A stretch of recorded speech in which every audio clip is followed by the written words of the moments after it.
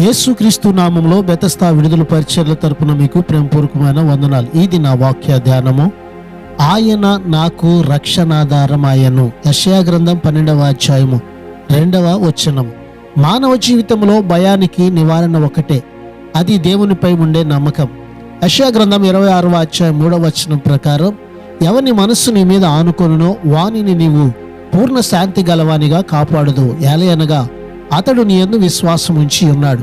ప్రతి యుగంలోనూ మానవునికి సమాధానం, మనశ్శాంతికి ఇదే మార్గం. దేవుని ప్రేమించేవారు ఆయనకి భయపడతారు. దేవునికి భయపడేవారు ఈ లోకంలో ఎవరికి దేనికి భయపడరు. ఎందుకనగా తగిన సమయంలో వారికి అన్ని విషయాల్లో మేలు జరిగేలాగా దేవుడే చేస్తాడు. ఈ దిన వాక్యాన్ని బట్టి యెహోవాను నమ్ముకొని ఆయన రక్షణలోనికి వద్దాం. అట్టి కృపని దేవుడు మనందరికీ దయచేయుగాక.